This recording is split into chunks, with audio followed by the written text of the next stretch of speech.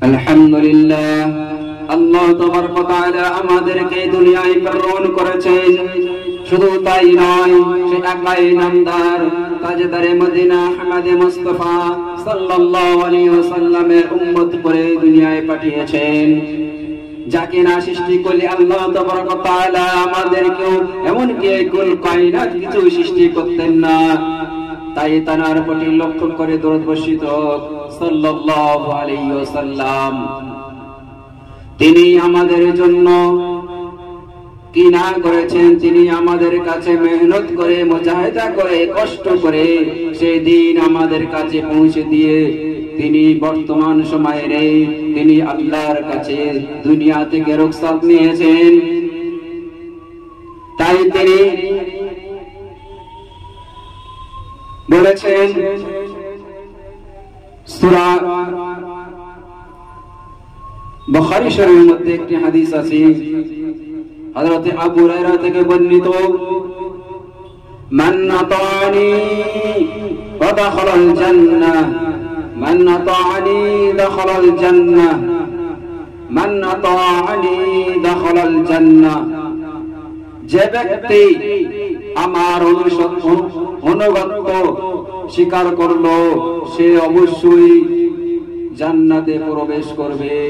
যে ব্যক্তি আমার অনুগত্য স্বীকার করলো সে জান্নাতে প্রবেশ করবে। মান আতানি দাখালাল জান্নাহ, যে ব্যক্তি আমার অনুগত্য স্বীকার করলো সে জান্নাতে প্রবেশ করবে। আমি যদি দুনিয়ায় থাকাকালীন আল্লাহ তাবারক ওয়া তাআলা আমাকে যতদিন দুনিয়ার বুকে রাখবেন তানারই অনুসরণ করা, তিনি কি বলেছেন, কি করেছেন সেগুলো আমার কর্তব্য, আমার দায়িত্ব মেনে চলা।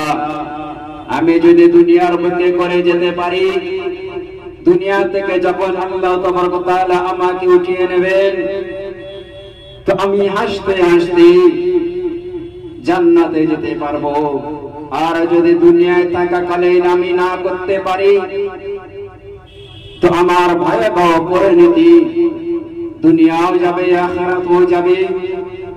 কেননা আল্লাহ তাবারক ওয়া তাআলা আমাদেরকে দুনিয়ায় এমনি পাঠাননি, যাও আমার বান্দা তোমাকে দুনিয়ায় পাঠিয়েছি, তুমি দুনিয়ায় আরাম আয়েশ আনন্দ খেল তামাশা নিয়ে মত্ত থাকবে, তোমার যা কিছু ইচ্ছা তাই করবে, তোমার মন চায় জিন্দেগি যা কিছু তাই, যা কিছু ইচ্ছা তাই করবে।